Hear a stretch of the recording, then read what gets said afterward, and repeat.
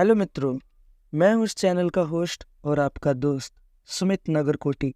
और आज मैं आपके लिए एक बहुत ही बढ़िया डरावनी कहानी लेकर आया हूँ जो कि रामू के साथ जंगल में घटी थी। तो चलिए मित्रों, स्टोरी स्टार्ट करते हैं। तो इस कहानी का नाम है रामू के साथ जंगल में हुई डरावनी घटना। एक बार की बात है, राजस्थान के एक छोटे से गांव में रामू नाम का एक युवक रहता था। वह अक्सर अपने गांव के पास वाले जंगल में लकड़ियां काटने जाया करता था। एक दिन जब वह लकड़ियां काट रहा था तो अचानक उसे जंगल के अंदर से किसी औरत के चिल्लाने की आवाज़ सुनाई दी।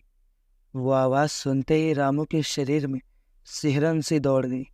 उसने सोचा कि शायद कोई महिला जंगल में भटक गई है और उसे बचाने की ज़रूरत है।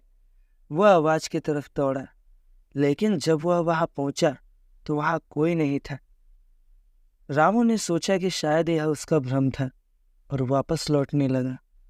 तभी फिर से वही चीख उसे सुनाई दी। ये इस बार आवाज और भी करीब से आ रही थी। रामू डरे सहमे उस आवाज की तरफ दौड़ा। जैसे ही वो जंगल के बीचों बीच पहुंचा, उसने एक लंबे काले बालों वाली औरत को देखा जो कि एक पेड़ से लटक रही थी। उसकी आंखें लाल थी और वो जोर जोर से हंस रही थी। रामू ने समझा कि ये कोई दयनीय मानसिक रूप से बीमार महिला है और उसे मदद की जरूरत है। वो जैसे ही उसकी तरफ बढ़ा, वैसे ही वो औरत अचानक गायब हो गई। रामू हैरान रह गया। उसने आसपास देखा, लेकिन वो औरत कहीं नहीं थी, जैसे वो कभी वहां मौजूद ही नहीं थी।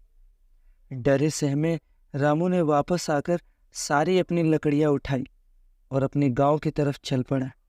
उस रात उसे नींद नहीं आई। वो हर पल उस औरत के बारे में सोचता रहा। अगले दिन जब वो फिर से जंगल गया तो उस जगह पर जाकर उसने देखा कि वहां पेड़ पर एक फंदा लटक रहा था। तभी उसे सब कुछ समझ में आया।